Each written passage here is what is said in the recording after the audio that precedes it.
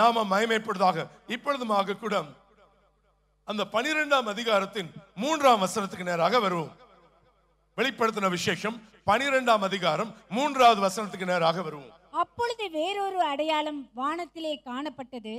7 தலைகளையும் 10 கொம்புகளையும் தன் தலைகளின் மேல் 7 முடிகளையும் உடைய சிவப்பான பெரிய வலு சர்ப்பம் இருந்தது. சொல்லும் போதே பயங்கரமா இருக்குதுங்க. கவனிக்கலாம். இங்க சொல்லும் போதே இது எப்படி ஒரு யோசிச்சு பாருங்க. எத்தனை தலை இருக்குது சொல்லுங்க பார்க்கலாம். எத்தனை தலை? 7 தலை. ஒரு தலையே சமாளிக்க முடியலைங்க. எத்தனை தலை இருக்குது? 7 தலைகள். அப்புறம் இதுல நீங்க பார்க்கலாம் 10 கொம்புகள்.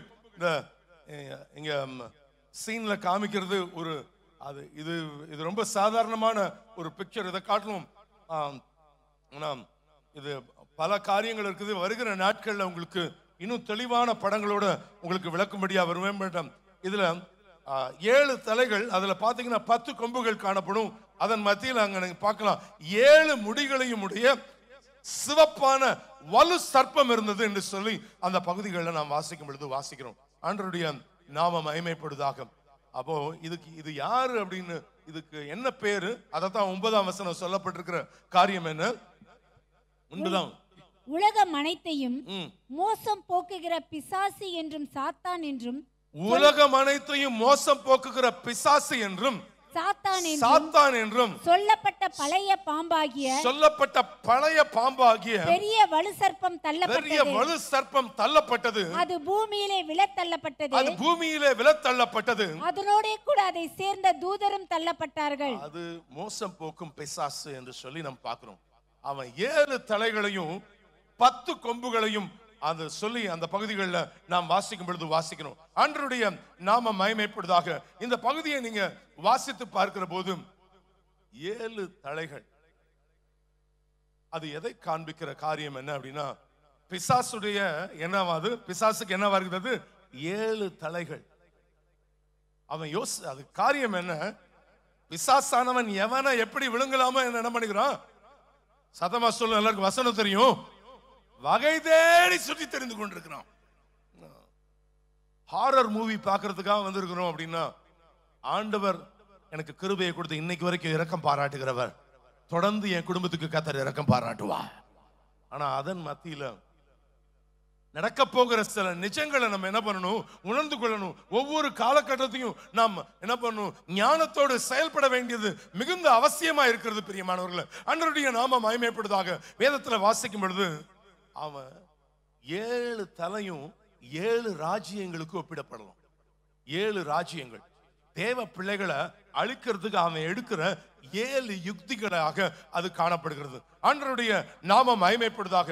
அதாவது தேவ பிள்ளைகளை நாம் அடக்கி ஒடுக்கின 7 ராஜ்யங்களுக்கு அது அடையாளமாக சுட்டி காட்டுகிற காரியம். அது அடிக்கடி சொல்லுகிற காரியங்கள். ஆனாலும் ஜஸ்ட் சில விளக்கங்களை சொல்லி தொடர்ந்து இந்த வசனத்துக்கு நேராக கடந்து போக தேவ ஆவியானவர் கிருபை தருவாராக.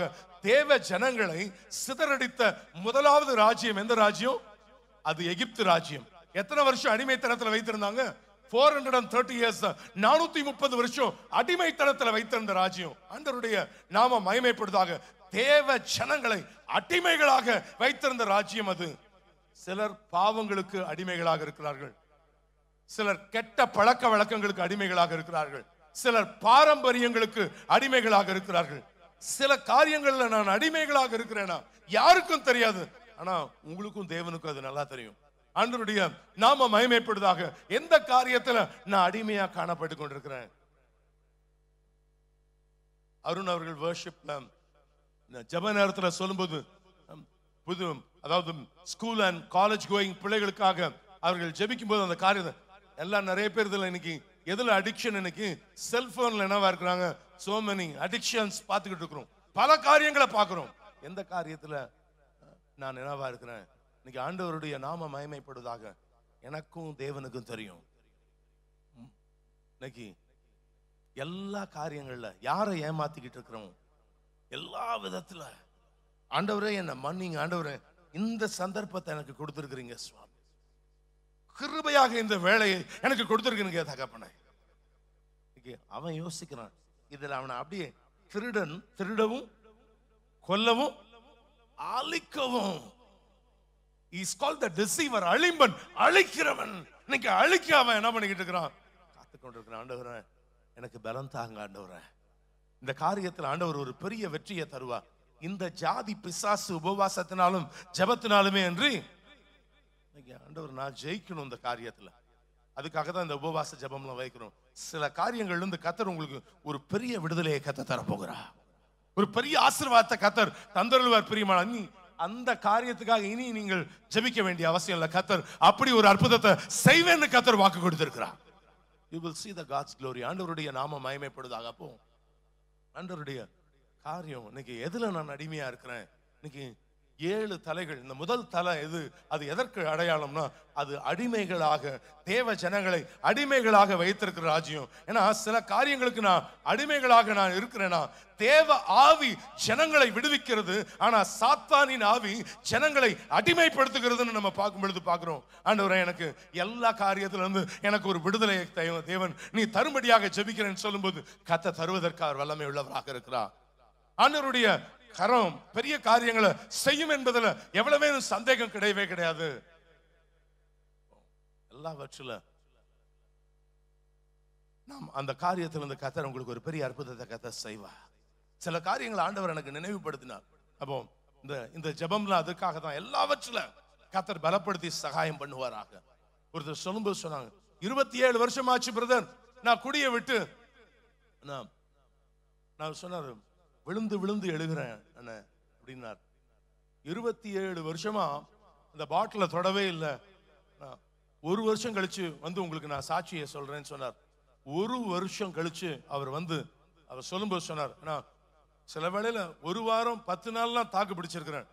ஆண்டவர் இனி லைஃப் லாங் உங்களுக்கு ஒரு அற்புதத்தை செய்வான்னு சொல்லும்போது வந்து சொன்னாங்க. சமீபத்தில் அவர்கள் மறுபடியும் சந்திக்கும் பொழுது, ஆனா உங்களுடைய சாட்சி என் வாழ்க்கையில ஒரு பெரிய திருப்பத்தை ஏற்படுத்தின காரியம் அது. அவர் சொல்லும்போது 1 வருஷம் இல்ல கழிச்சு உங்ககிட்ட சாட்சி சொல்றேன், 5 வருஷம் ஆச்சு கர்த்தர் என் மூலமாக கிட்டத்தட்ட இந்த குடியின் அடிமையிலிருந்து ஒரு 50 பேரை விடுவிக்க கர்த்தர் எனக்கு கிருபை கொடுத்திருக்கிறார். தொடர்ந்து இந்த காரியத்துல எனக்கு ஒரு ஜெய ஜீவியத்தை கர்த்தர் தந்தார்னு சொல்ல கர்த்தர் கிருபை கொடுத்தார். அப்ப எதுல நான் அடிமையா இருக்கிறேன்? மத்தவங்களை பத்தி புரணி பேசுறதுல நான் அடிமையா இருக்கிறேன்னா? 4 பேரை பத்தி பேசலன்னா சிலருக்கு என்னவே வராது, தூக்கமே வராது. அப்படி அடிமையா இருக்கிறேன்னா அடிமையா இருக்கணும். அதனாலதான் அன்னைக்கு கூட நம்ம சொன்ன அந்த மாட்டு கதை உங்களுக்கு சொன்னோம். 4 மாடுகளுடைய கதையை சொல்லும் போதும் அந்த கதை சொல்லும்போது போனா அது போய் குப்பை வண்டி, அது குப்பை கிட்ட நிக்கிற மாடு. அது எல்லாம் நம்ம நல்லா ரசிக்கப்பட்டு அந்நிய பாஷை எல்லாம் நடக்குது.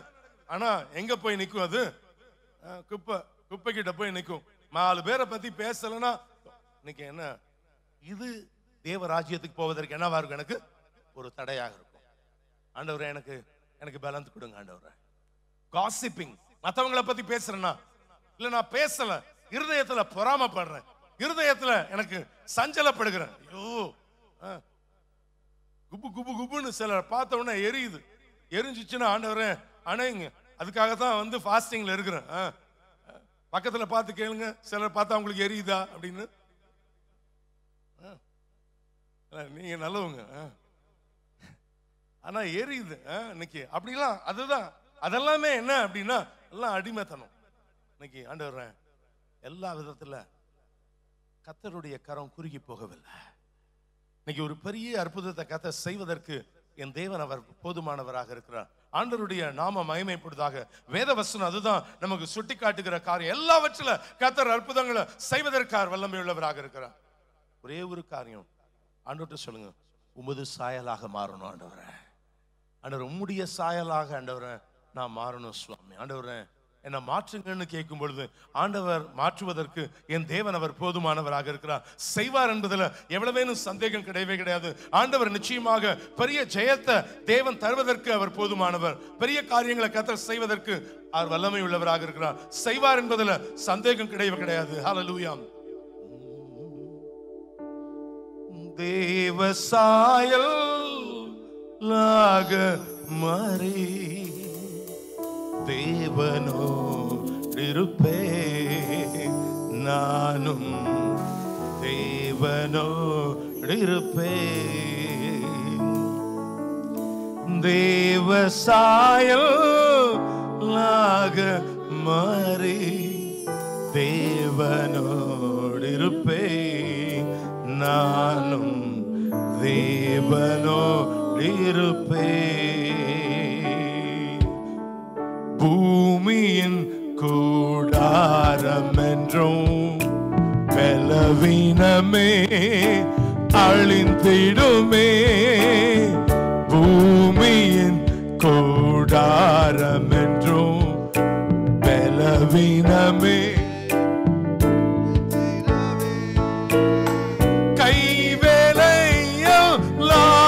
பொன் வீடு கண்டடைந்து வாழ்ந்திடுவே, கண்டடைந்து வாழ்ந்திடுவே.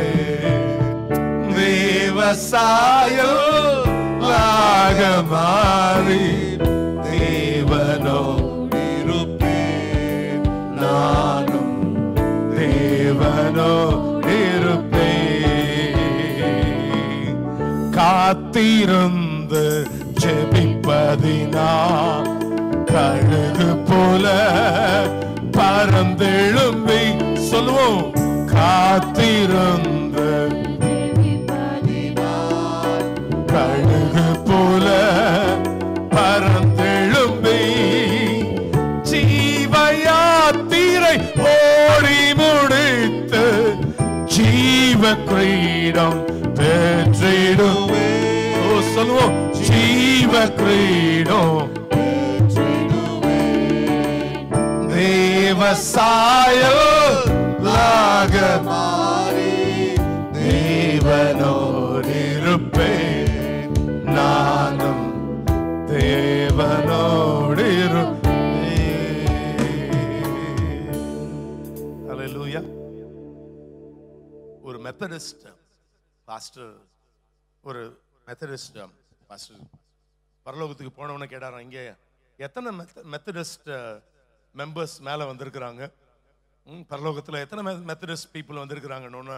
அப்பதான் தேவதூதன் சொன்னானா, ஒருத்தர் கூட இல்ல அப்படின்னு. என்னங்க தேவதூதன், ஒரு மெத்தடிஸ்ட் கூட இல்லையா? எத்தனை ஆங்கிலிக்கன் வந்திருக்கிறாங்க, ஆங்கிலிக்கனும் ஒருத்தர் கூட இல்ல, ஆங்கிலிக்கனும் ஒருத்தர் கூட இல்லையா? லுத்தர மிஷன் இதுவே வரல, அங்க லுத்தர மிஷனும் இல்ல, ஒன்னும் கிடையாது. அப்போ பெந்தேகோஸ்தே அங்கேயும் ஒருத்தரும் இல்ல, சிபிஎம் டிபிஎம் அதுலயும் ஒருத்தரும் இல்ல, ஒருத்தர் கூட இல்லையா? அப்ப யார் தான் இருக்கிறாங்க?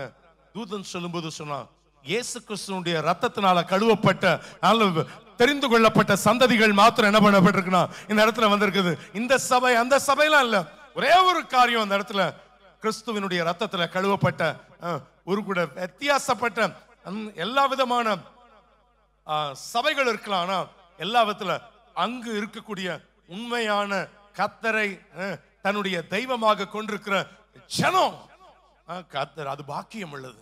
ஏன்னா விசுவாசித்து தன் தேவனுடைய சன்னிதானத்துல தங்களை தாழ்த்தி தங்களுடைய காரியங்களில் எல்லாவற்றில காத்திருந்து ஜெபித்து எல்லாவற்றிலும் வெற்றியோடு அவருடைய சமூகத்தில் இருந்த ஒரு கூட்ட சந்ததி அங்க இருக்கு. ஆண்டவருடைய நாம மகிமைப்படுவதாக. நாம எப்படிப்பட்டவர்களா? முதல் காரியம் நம்ம இப்ப பார்க்கும் பொழுது பார்த்த காரியம் 7 தலைகள்ல முதல் தலை அது எகிப்து. அது ஜனங்களை என்ன பண்ண காரியம்? அது தேவ ஜனங்களை அடிமைகளாக வைத்திருந்த ராஜ்யம். இரண்டாவது ஒரு ராஜ்யம் என்ன பண்ணாங்க? தேவ ஜனங்களை என்ன செய்தார்கள் என்று வேதத்தில் நம்ம பார்க்கும் பொழுது தேவ ஜனங்களை சிதறடித்த இரண்டாவது ராஜ்யம் அசீரியா. அசீரியா என்றால் என்ன அர்த்தம் என்று சொல்லி பார்க்கும் பொழுது சவரகன் கத்தின்னு அர்த்தம். ஏற்கனவே சொல்லியிருக்கிறேன், ரேசர் பிளேடு, ரேசர் பிளேடு, அதுதான் அதனுடைய அர்த்தம். எல்லா காரியங்களிலும் அது வேதத்துல எங்க நமக்கு சொல்லப்பட்டிருக்குது? ஏசாயா எழுதிய தீர்க்கதரிசன புத்தகம் 7ஆம் அதிகாரம் 20வது வசனத்தை வாசித்து பாருங்கள். Isaiah chapter 7 verse 20. அந்த வேத வசனம் என்ன சொல்லுகிறது? அக்காலத்திலே ஆண்டவர் கூலிக்கு வாங்கின சவரகன் கத்தியினால், கூலிக்கு வாங்கின சவரகன் கத்தியினால், அதாவது நதியின் அக்கறையில் உள்ள அசீரியா ராஜாவினால், அது நதியின் அக்கறையில் உள்ள அசீரியா ராஜாவினால் கூலிக்கு வாங்கின சவரகன் கத்தி அப்படின்னு சொல்லப்பட்டிருக்கிற காரியம். அது நசரேயர்கள் மேல எது படக்கூடாது? அந்த நாட்கள்ல கத்தி என்ன பண்ணக்கூடாது? படக்கூடாது. உங்க பிரதிஷ்டைக்கு விரோதமாக கிரியை செய்கிற ஒரு ராஜ்யம். ஆண்டவருடைய நாம மகிமைப்படுவதாக. தேவ ஜனங்களை பிரதிஷ்டைகளை ஜீவிக்க விடாதபடிக்கு பிரதிஷ்டையை உடைத்து சிதறடிக்கிற ஒரு ராஜ்யம் அது. இயேசு கிறிஸ்துவுக்காக கவனிங்க, இங்க கவனிக்கலாம். இன்னும் பைபிள் பார்த்துக்கிட்டு இருக்கிறீங்க, கவனிங்க. இங்க வார்த்தை சொல்லப்படுகிற காரியம் என்ன? இயேசு கிறிஸ்துவுக்காக ஒருவன் வாழ்வேன்னு ஒப்பு கொடுப்பான் அப்படின்னு சொன்னா அதிலிருந்து அவனை எடுக்கிறது தான், உடைத்து எடுக்கும்படியாக இது என்ன பண்ணுதான் இந்த ராஜ்யம் கிரியை செய்து. உலகத்தையும் பிரியப்படுத்துவேன், இயேசுவையும் பிரியப்படுத்துவேன். இருமனம் உள்ளவர்கள் தங்கள் வாழ்க்கையில நிலையற்றவர்களாக காணப்படும். ஏன் ரெண்டு நினைவுகள் குந்தி குந்தி நடக்கிறீர்கள்? வேதத்துல வாசிக்கும் பொழுது வாசிக்கிறோம், ஆண்டவருடைய நாம மகிமைப்படுதாக. பிரதிஷ்டை செய்யறேன், ஆண்டவருக்காக இதை செய்வேன் அப்படின்னு. ஆனா கொஞ்ச நாள் இருக்குது, ஒரு மாசம் ஜெபம் பண்றோம், ஒரு மாசம் வேதம் வாசிக்கிறோம், ஒரு மாசம் போய் 4 பேருக்கு டிராக்ஸ கொடுக்கிறோம். ஆனா என்ன ஆயிருது? கழுத தேஞ்சு கட்டருமான கதை ஆயிப்படுது. வருஷத்துல ஒரு தடவை கொடுத்தாலே பெரிய விஷயம்ன்ற விதத்துல போயிரு. ஆனா இன்னைக்கு பிரதிஷ்டைக்கு விரோதமாக கிரியை செய்கிற ஒரு ஆவி, இந்த ஆவி, இந்த 2வது தலை. அந்த தலை இன்னைக்கு உங்க பிரதிஷ்டையை உடைக்கிறதுக்காக அந்த தலை என்ன பண்ணிக்கிட்டே இருக்குதுன்னா பிளான் பண்ணிட்டே இருக்குது. ஒரு தலை என்ன பண்ணுது? உங்களை அடிமையா வச்சிருக்கிறதுக்காக என்ன பண்ணுது? பிளான் பண்ணுது. 2வது தலை என்ன பண்ணுது அப்படின்னா எல்லா காரியங்கள்ல உங்க பிரதிஷ்டையை எப்படியாவது உடைக்கணும்.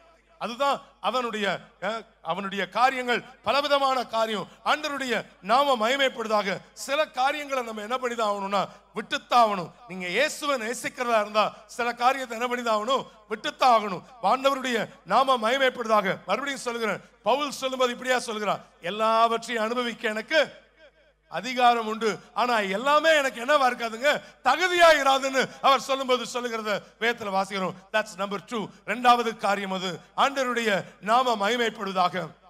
ஏன்னா பிரதிஷ்டைக்கு விரோதமாக கிரியை செய்கிற ஒரு ஆவியை நம்ம பார்க்கும்போது பார்க்கிறோம். 3வது காரியம், தேவ பிள்ளைகளுக்கு விரோதமாக எழும்பின ராஜ்யம். என்ன ராஜ்யம்னா 66 ஆண்டுகள் பாபிலோன் என்ன பண்ணுதுன்னா உலகையே ஆளுகை செய்கிறத நம்ம பார்க்கும் பொழுது பார்க்கிறோம். ஆண்டவருடைய நாம மகிமைப்படுவதாக.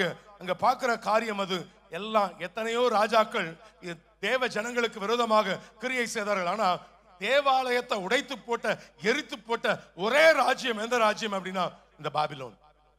மனிதன் இன்னைக்கு சரீரத்துக்கு விரோதமாக கிரியை செய்கிற பாவத்தை அது காண்பிக்கிறது. ஏன்னா இன்னைக்கு எது தேவனுடைய ஆலயம்? நம்ம தான் என்னவா இருக்கிறோம்? மனிதன் சரீரத்துக்கு விரோதமாக கிரியை செய்கிற ஆவி. எல்லா விதத்துல நாம் எப்படி காணப்படுகிறோம்? சரீரத்துக்கு விரோதமாக கிரியை செய்கிற ஆவி. இன்னைக்கு எல்லா காரியங்கள்ல ஆண்டவருடைய நாம மகிமைப்படுவதாக. ஒருவன் வசனம் சொல்லப்படுது, நம்முடைய சரீரம் தேவனுடைய ஆலயம், இந்த சரீரத்துக்கு விரோதமாக பாவம் செய்யாதபடிக்கு காத்துக்கொள்ள வேண்டும். ஏன்னா வசனம் சொல்லப்படுகிறது, உங்க சரீரத்தை பரிசுத்தம் உள்ளதாயும் கனம் உள்ளதாயும் ஆண்டு கொள்ள வேண்டும் என்று சொல்லி வேதம் நமக்கு எச்சரிக்கிற காரியம் அது. சரீரத்தை பரிசுத்தம் உள்ளதாயும் கனம் உள்ளதாயும் காத்துக்கொள்ள வேண்டும். ஒரு விசை உண்மையாக நடந்த ஒரு சம்பவம், ஒரு வேளை நீங்களும் படிச்சிருக்கலாம், நானும் இந்த இடத்துல ஒரு விசை அந்த உதாரணத்தையும் சொல்லியிருக்கிறேன். அமெரிக்காவில் நிறைய கடற்கரை இருக்கு. ஒரு கடற்கரையில ஒரு கப்பல், ஒரு ஆணும் பெண்ணும் KFC வாங்கிட்டு ராத்திரி பொழுது 11 மணி போல போய் கடற்கரையில போய் உட்கார்றாங்க. 2 பேரும் உட்கார்றாங்க. அப்போ போய் அங்க உட்கார்ந்து அந்த பாக்ஸை ஓபன் பண்ண உடனே, ஓபன் பண்ணா பார்த்தா ஃபுல்லா அமெரிக்கன் டாலர்ஸ் அந்த பாக்ஸ் ஃபுல்லா. அப்பதான் அந்த கடைசியா வேலை செய்யறவன் எல்லாத்தையும் எடுத்து ஒரு பாக்ஸ்ல வச்சுட்டு போன்னு சொல்லி மேனேஜர் சொல்லி வேற ஒரு பாக்ஸ் கொடுக்கும்போது பாக்ஸை மாத்தி கொடுத்துனா ஃபுல்லா அதுல கிட்டத்தட்ட ஒரு 25 லட்சம் இருக்கு. அதுல 25 லட்சம் நான் ரொம்ப கம்மியா சொல்கிறேன். அதுல வேற ஒரு ரேட் இருந்துச்சு. அவ்வளவு பணம் அதுல இருக்குது. ஆனா 2 பேரும் பாக்குறாங்க ஒருத்தர், இந்த பணம் யாருது இல்ல, நம்மளது இல்ல, என்ன பண்ணிடலாம், போய் கொடுத்துடலாம் அப்படின்னு சொல்லி அந்த ஓபன் பண்ணவங்க திரும்பி மூடிட்டு அங்க ஜாலியா உட்கார்ந்து கதை பேசலான்னு வந்தவங்க அதை மூடிட்டு என்ன பண்றாங்க, நேரா எடுத்துட்டு போயிட்டாங்க. நேரா எடுத்துட்டு போனா அங்க ஒரு பிரளயமே நடந்துகிட்டு இருக்குது. ஒரே பிரச்சனை அந்த இடத்துல. அப்போ அவனை வாங்குன்னு வாங்கிட்டு இருக்கிறாங்க அந்த கடைசியா மாத்தி கொடுத்தவன. அப்போ இவங்க வந்து அதை கொடுத்த உடனே அவங்களுக்கு அடைஞ்ச சந்தோஷத்துக்கு அளவே இல்லை. இவ்வளவு நல்லவங்களை நாங்க என்ன பண்ணணும், we want to ஒரு டிவியில நீங்க இன்டர்வியூ கொடுக்கணும். இவ்வளவு நல்ல கப்பல், இவ்வளவு நல்ல காரியத்தை செஞ்சிருக்கிறீங்க. பக்கத்துல தான் அந்த அவங்களுடைய அந்த KFC சென்டருக்கு பக்கத்துல இருக்கிறது BBC. அப்போ அந்த பிபிசியில ஒரு இன்டர்வியூ கொடுங்க. பக்கத்துல அவங்க நண்பர்கள், இவர் கூட பிபிசியில இருக்கிறதா, நம்ம கடையில பிரச்சனை அவர் வந்துட்டார் சார், ஒரே ஒரு இன்டர்வியூ கொடுத்துருங்க சார் அப்படின்னு கேட்குறாங்க. அவங்க சொல்றாங்க, எங்க பணம் இல்லைங்க, இதை உங்களுக்கு கொடுத்துட்டோம், இது எதுக்கு எங்களுக்கு, நீங்க எங்களையே நீங்க இவ்வளவு பெருசா பிராட்காஸ்ட் பண்ணணும் வேண்டான்றாங்க. இல்லைங்க, இவ்வளவு காரியம், நல்ல காரியம், இப்படிப்பட்ட நல்லவங்களா இருக்கிறாங்கன்னு நாங்க எல்லாத்துக்கும் காமிக்க வேணாமா? நீங்க தயவு செய்து, அவங்க கம்பல் பண்ணி இப்படியே போயிட்டு இருக்கு பிரச்சனை.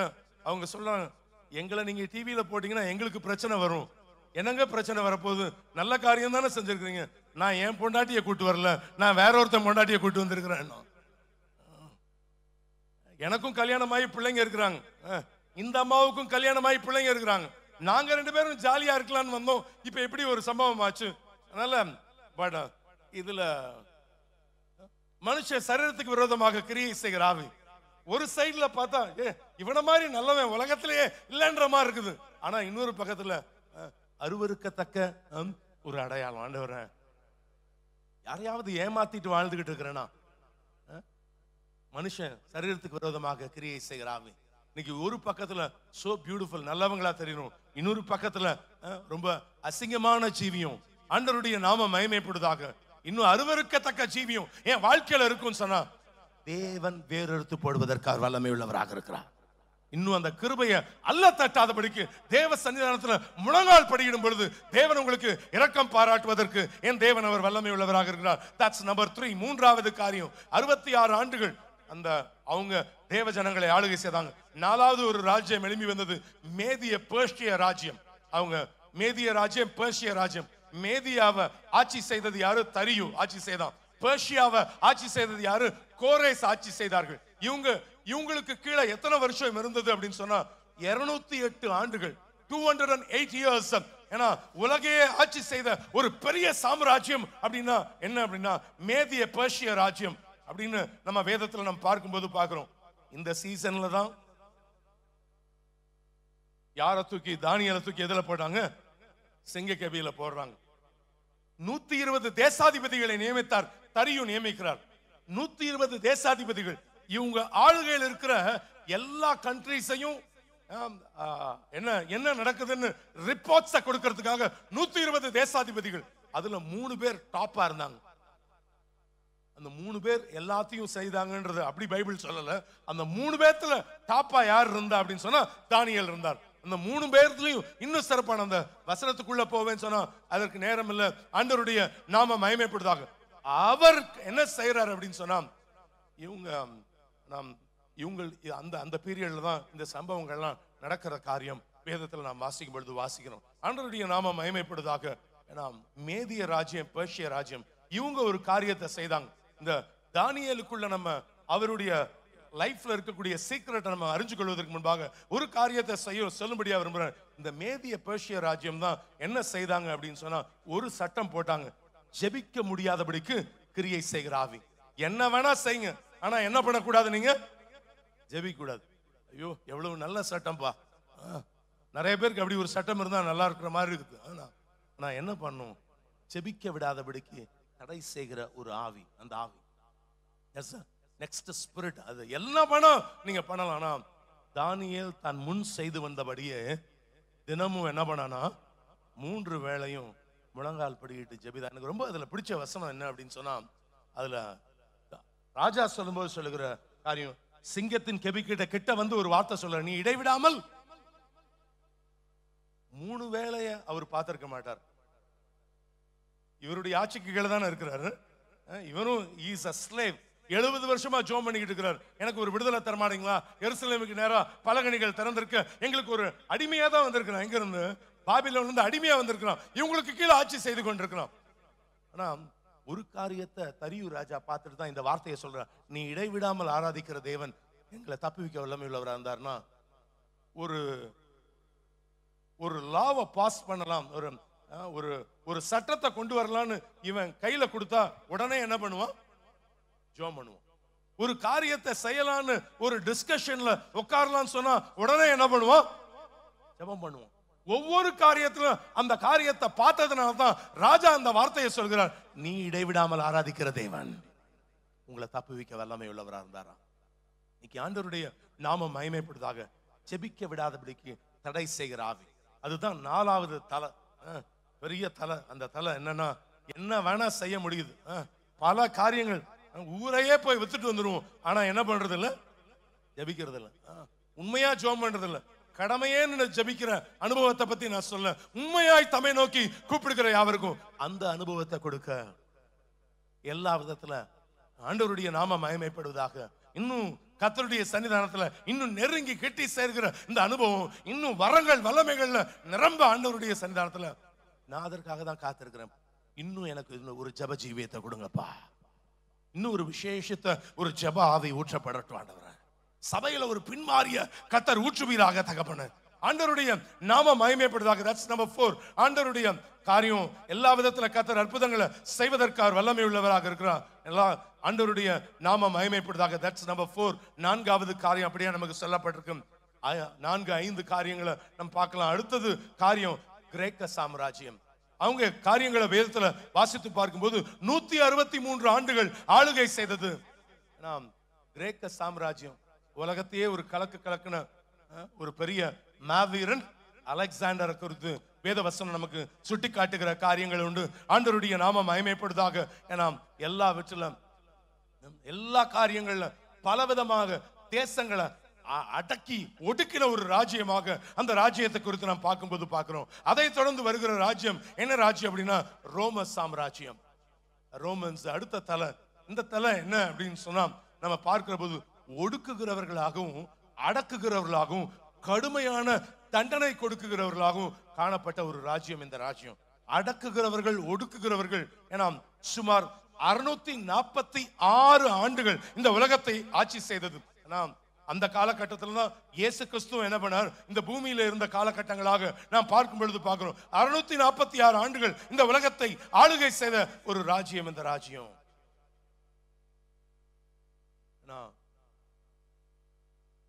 இன்னைக்கு வார்த்தை நமக்கு சுட்டி காட்டுகிற காரியம் கிரேக்க சாம்ராஜ்யம்.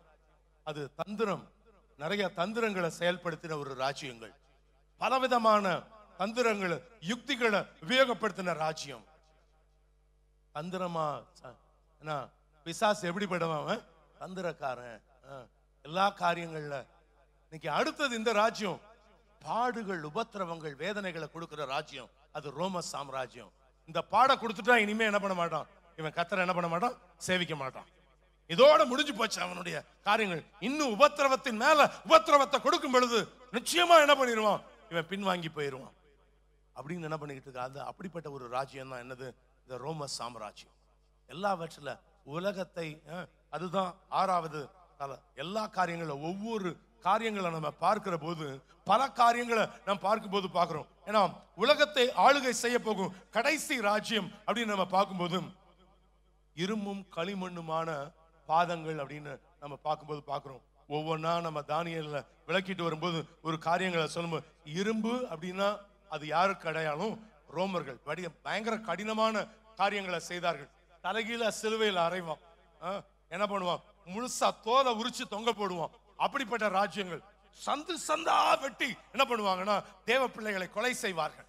ஏன்னா உயிரோட கூட தார ஊத்தி அப்படியே கொளுத்தின தேவ மனிதர்கள். இப்படி பல காரியங்கள், கல்லெறிஞ்சு கொன்றார்கள் பலரை. இப்படி கொடூரமான பாடுகளை கொடுத்த ராஜ்யம் என்ன ராஜ்யம்? இரும்பு. அதுதான் அதற்கு அடையாளம். இந்த கடைசி நாட்கள்ல இரும்போட சேர்ந்து இன்னொன்னு சேர்ந்திருக்குது. அதுல என்ன சேர்ந்திருக்குது அப்படின்னு சொன்னா, இரும்போட எது சேர்ந்திருக்குது? களிமண். இரும்பும் களிமண்ணும் அப்படின்னு சொல்லி வேதத்துல வாசிக்கிறோம். ஆண்டவருடைய நாம மகிமைப்படுவதாக. அதுல நீங்க 2ஆம் அதிகாரம் 43ஆம் வசனம் தானியேல்ல வாசிக்கும் பொழுது வாசிக்கலாம் அந்த வசனத்தை. நீர் இரும்பை களிமண்ணோடு கலந்ததாக கண்டீரே. நீர் இரும்பை களிமண்ணோடு கலந்ததாக கண்டீரே. அவர்கள் மற்ற மனுஷரோடு சம்பந்தம் கலப்பார்கள். அவர்கள் மற்ற மனுஷரோடு சம்பந்தம் கலப்பார்கள். ஆகிலும் இதோ களிமண்ணோடு இரும்பு கலவாதது போல அவர்கள் ஒருவரோடு ஒருவர் ஒட்டி கொள்ளாதிருப்பார்கள். இந்த பகுதியை நீங்க வாசித்து பார்க்கிற போது ஆண்டவருடைய நாம மகிமை இரும்பை களிமண்ணோடு கலந்ததாக கண்டீரே அப்படின்னு சொல்லி வேதத்துல வாசிக்கும் பொழுது வாசிக்கிறோம். அதாவது களிமண் அப்படின்றது எதை காண்பிக்குது அப்படின்னு சொன்னா, கவனிங்க, தேவ பிள்ளைகள், தேவ சபை, அதுதான் அது நம்ம காண்பிக்கிறது. தமிழ் பைபிள்ல களிமண் சாதாரணமா சொல்லப்படுது. If you read it in English, ஆங்கில வேதாகமத்தை வாசித்து பார்க்கும்போது அங்க என்ன சொல்லப்படுது, மெரிக்லே அப்படின்னு சொல்லப்பட்டிருக்கும். அப்படின்னா என்ன அர்த்தம்? மெரிக்லே அப்படின்னா என்ன அர்த்தம்? கெட்ட களிமண், அசுத்தமான களிமண் அர்த்தம். ஆண்டவருடைய நாம மகிமைப்படுவதாக. போலியான திருச்சபைகள் இன்னைக்கு காணப்படுகிறது. ஏன்னா அதாவது கள்ள உபதேசங்கள், பொய்யான பிரசங்கங்கள், பலவிதமான மாய்மாலங்களை இந்த உலகத்துல நம்ம என்ன பண்ணு காண்பிச்சு இப்படி இருந்தா போதும்னு சொல்லுகிற திருச்சபைகள் எழும்பிக் கொண்டிருக்குது. இதோடு கூட யார் சம்பந்தம் கலப்பாங்க? ரோம சாம்ராஜ்யம் கலந்து. இதுதான் இப்ப நடந்துகிட்டு இருக்குது இன்னைக்கு. ஏன்னா 2000 ஆண்டுகளுக்கு முன்பாக நடந்த ஒரு காரியம் என்ன எல்லாருக்கும் தெரிஞ்ச, அதாவது கிபி 3வது ஆண்டுல 301வது ஆண்டுல கான்ஸ்டன்டைன் ஆட்சி செய்து கொண்டிருந்த காலகட்டத்தில் அவனுக்கு ஒரு அற்புதம் நடக்குது.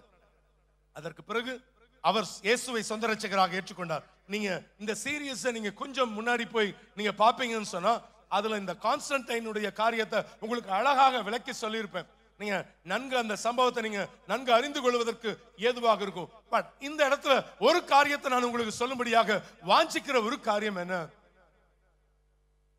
இந்த ரோமன்ஸ்ல ஆட்சியில இருந்த அந்த ராஜா ஏற்றுக்கொண்ட பிறகு கொஞ்சம் கொஞ்சமா உலகத்தை என்ன பண்ணாங்க, உள்ள கொண்டு வந்தாங்க. அப்போஸ்டல்ஸ் அது வரைக்கும் அப்போ வீடுகள் தோறும் அப்பம் பிட்டு என்ன பண்ணிட்டு இருந்தாங்க ஜனங்க, கர்த்தரை தொழுது கொண்டிருந்த காலகட்டங்கள். ஆனா அதற்கு பிறகு இப்படி ஒரு சபையை கொண்டு வருவோம்னு கொண்டு வந்து உள்ள கொண்டு வந்து எதை வச்சுட்டாங்க, சிலையை வச்சுட்டாங்க. சிலையை கும்பிட ஆரம்பிச்சாங்க ஜனங்க. முதல் கட்டளை உங்களுக்கு எனக்கு என்ன சொல்லப்படுது, உன் தேவனாகிய கர்த்தர் ஒருவரே, உனக்கு வேற தேவர்கள் உனக்கு உண்டாயிருக்க வேணாம்.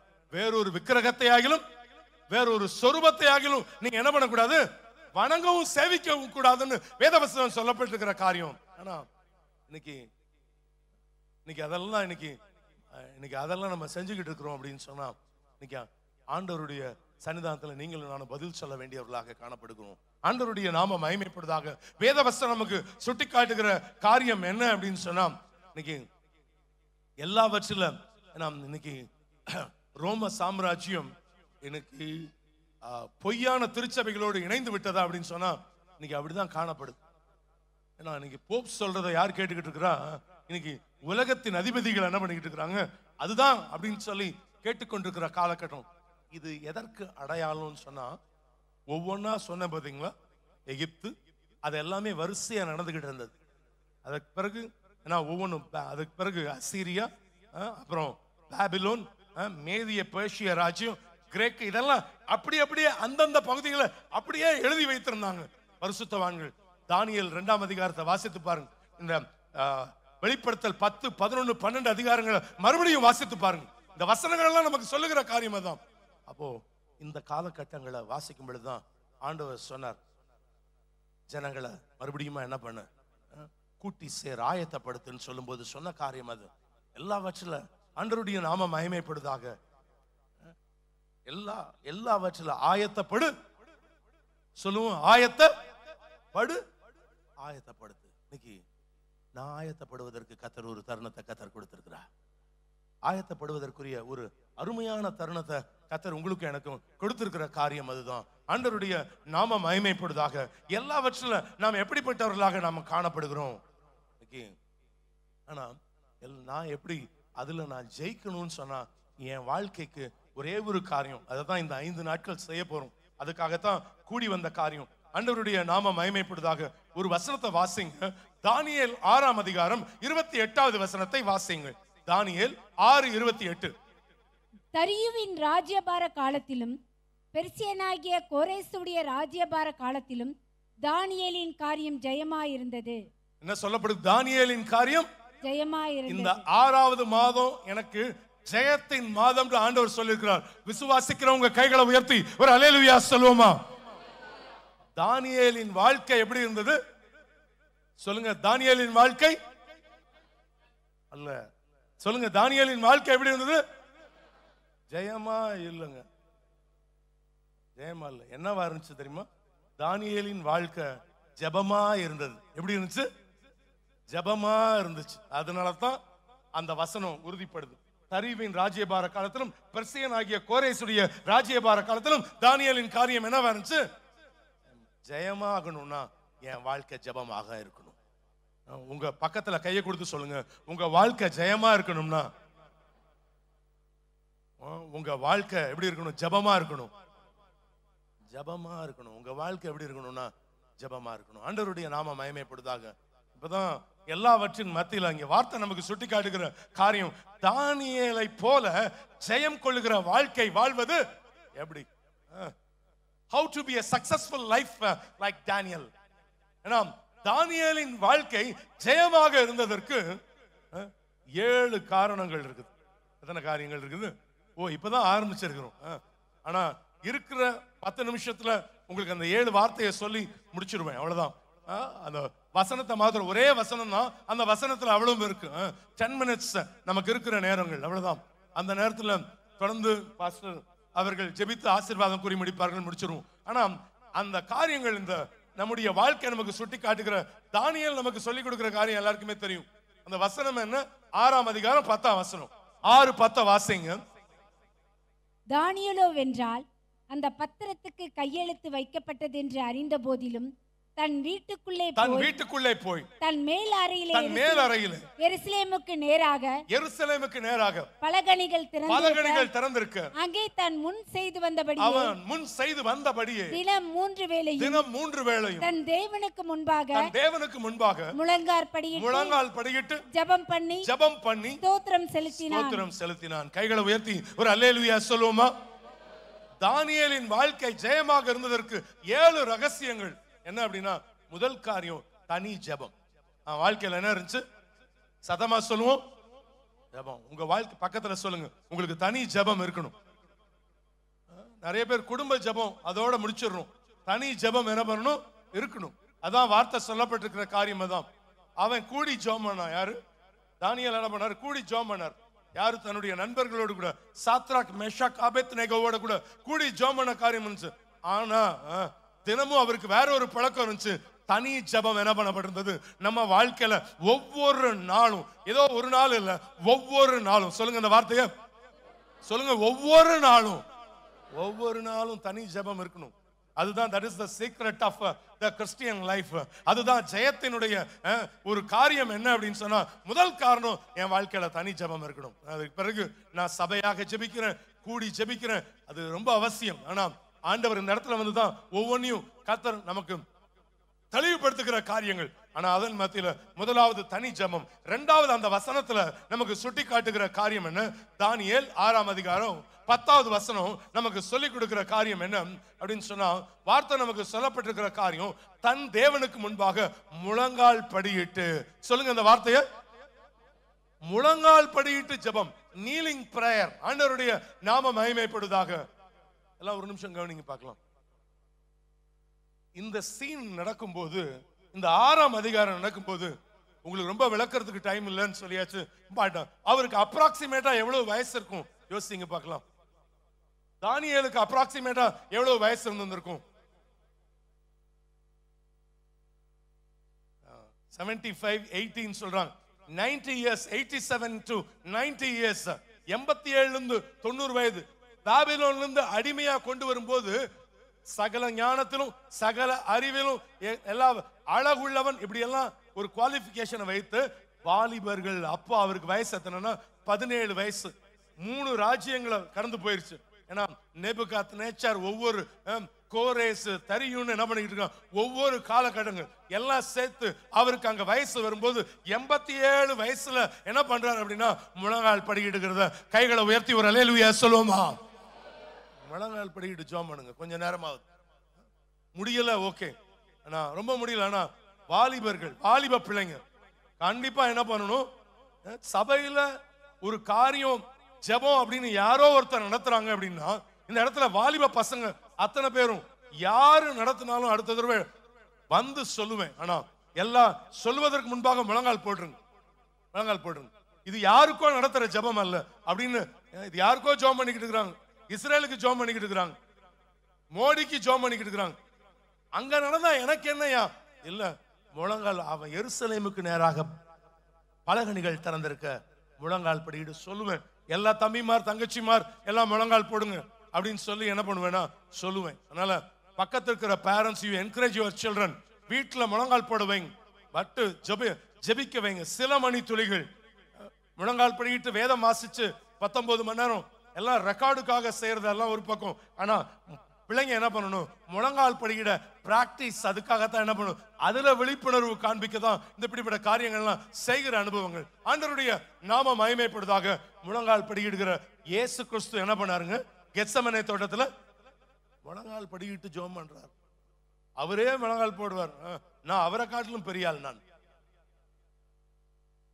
நான் யூ ஜஸ்ட் உங்க தலைகளை என்ன பண்ணுங்க, கர்த்தருக்கு முன்பாக தாழ்த்தி நீங்க முழங்கால் படியிடும் பொழுது கர்த்தர் அற்புதங்களை செய்வதற்கு அவர் வல்லமை உள்ளவராக இருக்கிறார்.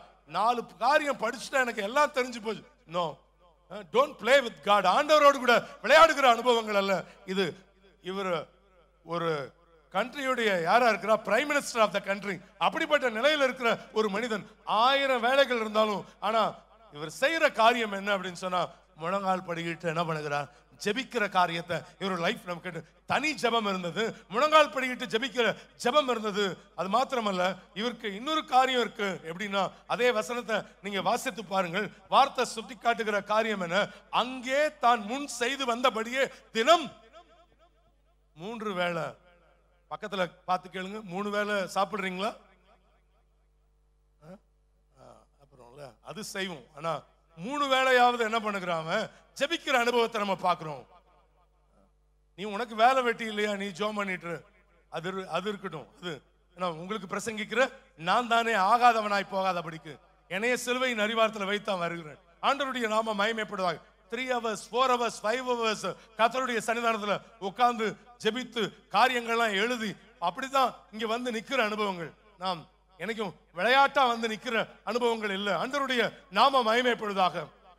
But at the same time எவ்வளவு நேரம் உண்மையா ஒரு மணி நேரம் உட்கார்ந்தா கூட நான் உண்மையா உட்கார்றேன்னா that is very important. அதுதான் ரொம்ப 3 வேளை உங்களுக்கு நேரம் கிடைக்கும் போதெல்லாம் ஜெபிக்கிறீங்க, ஃபைன். ஆனா அதன் மத்தியில சில மணி துளிகள் என்ன பண்ணும், அவர் செய்த காரியம் தினம் 3 வேளை. உலக பிரகாரமா எனக்கு பசிக்காகத்தான் எத்தனை தடவை சாப்பிடுறோம், சத மசாலா 3 தடவை சாப்பிடுறோம். அதுக்கே 3 தடவை சாப்பிடணும்னா எனக்கு ஆவிக்குரிய ஜீவியத்துக்கு என்ன பண்ணும், 3 தடவையாவது முழங்கால் போடணும். ஆனா அட்லீஸ்ட் உண்மையா சில மணி துளிகள் கர்த்தருடைய சன்னிதானத்துல உட்காருங்க. கர்த்தர் இயேசு சீக்கிரம் வரப்போகிறா. ஆண்டவரே என்ன ஆண்டவரே என்ன இன்னும் ஆண்டவரை உருவாக்குங்கன்னு கர்த்தருடைய சன்னிதானத்துல கேளுங்க. ஆண்டவருடைய நாம மகிமை. What is number 4? 4வது அந்த வசனம் நமக்கு சுட்டி காட்டுகிற காரியம் என்ன, கடைசி வார்த்தை என்ன சொல்லப்பட்டிருக்கிற காரியம் என்ன, அவன் ஸ்தோத்திரம் செலுத்தினான்னு வேதத்துல வாசிக்கிறோம். அவன் என்ன பண்ண, ஸ்தோத்திரம் செலுத்தினா. ஸ்தோத்திர ஜெபம் இருக்கணும். செய்யாத ஒரு காரியத்தையே நினைக்க கூடாது. என்ன இருக்கணும் நம்ம லைஃப்ல, ஸ்தோத்திர ஜெபம் இருக்கணும். That's number 4. 4வது அவன் கற்றுக் கொடுக்கிற காரியம் ஸ்தோத்திர ஜெபம். எனக்கு நல்ல கணவரை கொடுத்தீங்களே, நல்ல மனைவியை கொடுத்தீங்களே, நல்ல பிள்ளைகளை கொடுத்தீங்களே, நல்ல சபையை கொடுத்தீங்களே, நல்ல போதகரை கொடுத்தீங்களே, நல்ல வேலையை கொடுத்தீங்களே, நல்ல ஆண்டவரே எனக்கு ஒரு வீட்டை கொடுத்தீங்களே.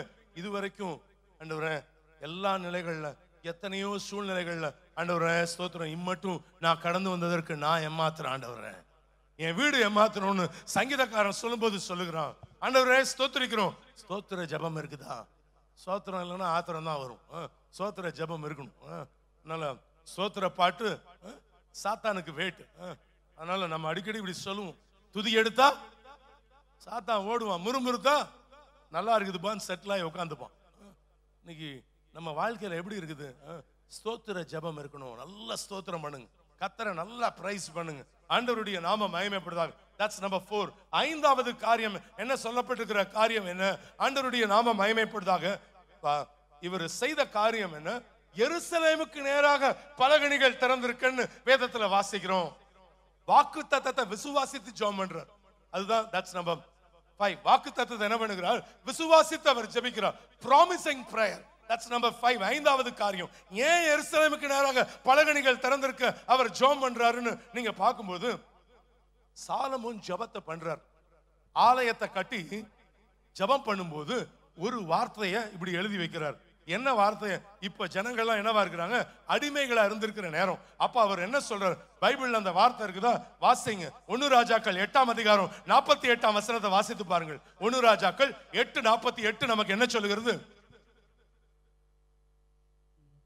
தங்களை சிறைப்பிடித்துக் கொண்ட தங்கள் சத்துருக்களின் தேசத்தில், நல்லா கவனிங்க, தங்களை மற்றவங்க நீங்க எடுக்கல அப்படின்னு சொன்னா ஸ்கிரீன்ல நீங்க பார்க்கலாம். தங்களை சிறைப்பிடித்துக் கொண்ட தங்கள் சத்துருக்களின் தேசத்திலே தங்கள் முழு இருதயத்தோடும் தங்கள் முழு இருதயத்தோடும் தங்கள் முழு ஆத்துமாவோடும் உம்மிடத்தில் திரும்பி தேவரீர் தங்கள் பிதாக்களுக்கு கொடுத்த தங்கள் தேசத்திற்கும் தேவரீர் தெரிந்து கொண்ட இந்த நகரத்திற்கும் உம்முடைய நாமத்திற்கு நான் கட்டின இந்த ஆலயத்திற்கும் நேராக, கவனிங்க, உம்முடைய நாமத்திற்கு நான் கட்டின இந்த ஆலயத்துக்கு நேராக உம்மை நோக்கி விண்ணப்பம் பண்ணும்போது அப்படியே 50ஆம் வசனத்துக்கு போயிருங்க. 50ஆம் வசனம். உம்முடைய ஜனங்கள் உமக்கு விரோதமாய் செய்த பாவத்தையும் அவர்கள் உம்முடைய கட்டளையை மீறிய அவர்கள் துரோகத்தை எல்லாம் மன்னிச்சு அவர்களை சிறைப்பிடித்துக் கொண்டு போகிறவர்கள் அவர்களுக்கு இறங்கத்தக்கதான இரக்கத்தை அவர்களுக்கு கிடைக்க பண்ணுவீராக. வாக்கு தத்தத்தை விசுவாசித்து ஜெபிக்கிற ஜெபம் எல்லாம் இங்க ஒரு நிமிஷம் கவனிங்க பார்க்கலாம். எத்தனை வருஷமா தெரியுமா இப்படி ஜெபம் பண்றாரு? 70 வருஷமா முட்டி போட்டுக்கிட்டு இருக்கிறார். 70 years எனக்கு இந்த காரியம் நடக்கும்னு. 7 நாள் ஜெபம் பண்ணிட்டு இந்த காரியம் நடக்கல, 7 மாசம் நடக்கல, 7 வருஷமா நடக்காம இருக்கலாம். நான் ஆராதிக்கிறவர் இன்னார் என்பதை அறிந்திருக்கிறேன். நிச்சயமா இந்த ஜூன் மாதத்துல என் குடும்பத்துக்கு ஒரு பெரிய காரியத்தை கர்த்தர் செய்வார்னு விசுவாசிக்கிறவங்க மாத்திரம் நல்ல கரங்களை தட்டி ஒரு விசை தேவனுடைய நாமத்தை மகிமைப்படுது. நீங்க எதிர்பார்த்திருக்கிற காரியங்கள்ல கர்த்தர் ஒரு பெரிய பதில, ஒரு பெரிய ஆசீர்வாதத்தை, வாக்கு தத்தத்தை விசுவாசித்து முட்டி போடுறான். 4 நாள் 7 வருஷமா ராஜாக்கள் மாறிட்டே இருக்கிறாங்க. 70 வருஷம் கழிச்சு அவன் வெற்றி நடையாக என்ன பண்ணுகிறான்? தானியேல் கடந்து போகிறான். பிரியமானவர்களே, உங்களுக்கு ஒரு அற்புதத்தை செய்வா. நீங்க வெற்றியாய் நடக்க கர்த்தர் அற்புதத்தை செய்வா. சில காரியத்தின் மீது சோர்ந்து போயிருக்கிறீங்களா? ஆண்டவருடைய நாமம் மகிமைப்படுவதாக. You will see the God's blessing. ஆண்டவர் உங்களுக்கு பெரிய காரியத்தை கர்த்தர் செய்வதற்கு வல்லமை உள்ளவராக இருக்கிறார். ஆண்டவருடைய நாமம் மகிமைப்படுவதாக. அதுக்கு அடுத்தது persistence prayer. அதாவது சோர்ந்து போகாமல் ஜெபம் பண்றோம். 70 வருஷம் என்ன பண்ணல? கரெக்டான வார்த்தை. பட் எல்லா நிலைகள்ல சோர்ந்து போகாமல் இயேசு கிறிஸ்து அந்த வசனத்தை நமக்கு சொல்லி கொடுக்கிறார். என்ன சொல்றாரு? 70 வருஷமா ஜெபம் சோர்ந்து போயிருப்போம். சில காரியத்தை ஜெபம் பண்ணி என்ன பண்ணிரும்? இனி எங்க இது நடக்க போகுதுன்னு. ஆனா சோர்ந்து போகாம தானியேல் என்ன பண்ணிக்கிட்டே இருக்கிறார்? ஜெபம் பண்ணிக்கிட்டே இருந்தார். அதுதான் வேத வசனம் நமக்கு சுட்டி காட்டுகிறார். இயேசு கிறிஸ்து சொல்லி கொடுக்கிறார். லூக்கா 18ஆம் அதிகாரம் 1வது வசனத்துல என்ன சொல்லப்படுது? சோர்ந்து போகாமல் எப்பொழுது நீங்கள் ஜெபம் பண்ணுங்கள்னு சொல்லி கொடுக்கிறார். ஏன்னா கர்த்தருக்கு பயப்படாத நியாயாதிபதியே உங்களுக்கு அற்புதம் செய்வார்னா நான் உங்களுக்கு செய்யாம இருப்பேனா? ஆண்டவருடைய சன்னிதானத்துல சில காரியத்துல சோர்ந்து போயிருக்கலாம். சோர்ந்து போகாம ஜெபம் பண்ணுங்க, கர்த்தர் அற்புதங்கள். ஃபைனலி தானியேல் 6:16 ராஜா சொல்லும்போது சொல்லுகிறான், நீ இடைவிடாமல் ஆராதிக்கிற தேவன், இடைவிடாத ஜெபம், கண்டினியூவல் பிரேயர். ஆண்டவருடைய சன்னிதானத்துல ஹல்லேலூயா ஸ்தோத்திரிக்கிறோம். நிச்சயமா தொடர்ந்து என்ன பண்ணுங்கன்னா அங்க வார்த்தை சொல்லப்படுகிற பவுல் சொல்லும்போது இந்த வார்த்தையை சொல்வார். 1 தெசலோனிக்கேயர் 5:17 நமக்கு வார்த்தை சொல்லப்படுகிற காரியம் என்ன? இடைவிடாமல் என்ன பண்ணுங்க? ஜெபம் பண்ணுங்க. இடைவிடாம ஜெபம் பண்ணுங்க. எழுந்து நிக்கலாமா? ஹல்லேலூயா ஸ்தோத்திரிக்கிறோம். கர்த்தருடைய சன்னிதானத்துல எழும்பி நிப்போமா? ஹல்லேலூயா ஸ்தோத்திரிக்கிறோம். தகப்பனே, ஆண்டவருடைய நாமம் மகிமைப்படுவதாக. எல்லாவற்றிலும் கர்த்தர் அற்புதங்களை செய்து முடிக்கிற தேவன் அவர். ஹல்லேலூயா ஸ்தோத்திரிக்கிறோம். தானியேலின் காரியம் என்னவா இருந்தது? ஜெயமாக இருந்தது. அதுதான் வேதவசனம் சொல்லப்படுது. உங்க காரியம் கர்த்தர் நிச்சயமாக ஒரு பெரிய ஜெயத்தை என் தேவன் அவர் தருவதற்கு அவர் போதுமானவராக இருக்கிறார், செய்வார் என்பதில் எவ்வளவு வேணும் சந்தேகம் கிடையவே கிடையாது. ஆண்டவருடைய நாமம் மகிமைப்படுவதாக. பெரிய காரியங்களை கர்த்தர் செய்வதற்காக வல்லமையுள்ள 7 ஜெபங்களை பார்த்தோம். தனி ஜெபம், அது கூடி ஜெபிக்கிற ஜெபங்கள், ஆல்வேஸ் ஸ்தோத்திரிக்கிறோம். மாத்திரமல்ல முழங்கால் படிக்கிட்டு ஜெபிக்கிற ஜெபம், ஆண்டவருடைய நாமம் மகிமைப்படுவதாக. இடைவிடாம ஜெபிக்கிற ஜெபம், சோர்ந்து போகாமல் ஜெபிக்கிற ஜெபம். இன்னைக்கு எல்லா விதங்கள்ல ஹல்லேலூயா வாக்குத்தத்தத்தை விசுவாசித்து ஜெபிக்கிற ஜெபம். ஆண்டவர் நிச்சயமா இந்த நாட்கள்ல இன்னும் ஐ பெக் யூ, உங்ககிட்ட பணிவா கேட்டுக்கிற ஒரு காரியம், தயவு செய்து நிர்விசாரமா இல்லாம சில மணி துளிகள் you come and pray in the search. இந்த 5 நாட்கள்ல எந்த நேரங்கள் உங்களுக்கு முடியுமோ, I'll be here, நான் இங்க தான் இருப்பேன், உங்களுக்காக ஜெபிப்பேன். எல்லா ப்ரோக்ராம்லாம் இருந்துச்சு, எல்லாத்தையும் கேன்சல் பண்ணியாச்சு. ஒரு காரியம், கர்த்தருடைய சன்னிதானத்துல இன்னைக்கு ஆண்டவரே என்ன ஆயத்தப்படுதுங்கன்னு, ஆண்டவருடைய வருகை மிக சமீபம் பிரியமானவர்களே. எல்லா தடைகளையும் கர்த்தர் உடைப்பேன்னு சொல்லியிருக்கிறார். எல்லா பாண்டேஜஸையும் கர்த்தர் நிர்மூலமாக்குவார். ஹல்லேலூயா. எல்லா காரியங்களும் கர்த்தர் அற்புதங்களை செய்வதற்கு என் தேவன் அவர் போதுமானவர். ஒரே ஒரு விஷயம், ஹல்லேலூயா, ஸ்தோத்திரம். We lift up our hands. கர்த்தருக்கு நேராக நம்ம கரங்களை உயர்த்தி, ஆண்டவரே அப்படின்னு அவரை நோக்கி பார்க்கும்போது நிச்சயமா உங்களுக்கு அற்புதம் நடக்கும் பிரியமானவர்களே. செய்யக்கூடாத அதிசயமான காரியம் ஒன்றுமே இல்லை. பெரிய காரியங்கள் நடக்கும். இங்க நான் அந்த சர்ச்ல போய் என்னை பேச கூப்பிட்டுருந்தாங்க. ஒரு நிமிஷம் கை கீழே போடுங்க. வைலட் ஆரோன்னு ஒரு அம்மா, அவங்க சர்ச்ல அந்த அம்மா ஜெபம் பண்ணும்போது, she is a prophet, நல்ல தீர்க்க தரிசனம் சொல்றவங்க. இப்ப கர்த்தருடைய ராஜ்யம் போயிட்டாங்க. பட் அவங்க செய்த காரியம் என்னன்னா, எனக்கு வரங்களை வல்லமையை ஆண்டவரே எனக்கு கொடுங்க. அப்போ ஆண்டவர் சொன்னாராம், 6 மணி நேரம் கை உயர்த்தி ஜெபம் பண்ணணும். முதல் நாள் ஜெபம் பண்றாங்க, 1/4 மணி நேரம் உயர்த்தி இருக்கிறாங்க. ரூம்குள்ள போய் கையை உயர்த்துறாங்க. 1/4 மணி நேரத்துல என்ன பண்ணிருச்சு, ஜெபம் முடிஞ்சு. 2வது நாள் எனக்கு பலம் தருவான், 1/2 மணி நேரம் கையை உயர்த்துறாங்க. முடியல ஆண்டவரே, என்ன ஆண்டவரே. பிரேயர் பார்ட்னர்ஸ் எல்லாம் கொண்டு வந்தாங்க, நிறைய போதகர்கள்ட்ட எல்லாம் ஜெபிக்க சொன்னாங்க. ஆனா அதற்கு பிறகு அவங்க 6 மணி நேரம் ஜெபம் பண்ணி முடிக்கிறாங்க. கர்த்தர் ஒரு வல்லமையான தீர்க்கதரிசியா கர்த்தர் மாற்றினார். சில காரியங்கள் ஆண்டவர் சொல்லி அவங்க செஞ்சாங்க. நான் அப்படி செய்யுங்கன்னு சொல்லல. பட் ஒரு காரியம் பொருத்தனை பண்ணி கர்த்தருடைய சன்னிதானத்துல வாங்க. ஆனா you will see them, எல்லா பாண்டேஜஸையும் கர்த்தர் உடை தெரிவார். பெரிய காரியங்களை கர்த்தர் செய்வதற்கு வல்லமை உள்ளவர் பிரியமானவர்களே. ஆண்டவருடைய நாம மகிமைப்பட கரங்களை உயர்த்துவோமா? யாக்கோப போல நாம் போராடுவேன், எலியாவை போல நான் ஜெபித்திடுவேன். யாக்கோப போல நான் போராடுவேன், எலியாவை போல நான் ஜெபித்திடுவேன். சொல்லுவோம், விடமாட்டேன், நான் விடமாட்டேன்.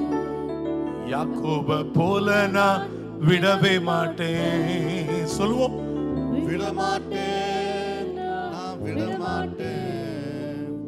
யாக்கோப போல விடவே மாட்டேன். சொல்லுவோம், யாக்கோப போல நான் போராடுவேன், எலியாவை போல நான் ஜெபித்திடுவேன். யாக்கோப போல நான் போராடுவேன், எலியாவை போல நான் ஜெபித்திடுவேன். விடமாட்டேன், நான் விடமாட்டேன். யாக்கோப போல நான் விடவே மாட்டேன், விடமாட்டேன், நான் விடமாட்டேன்.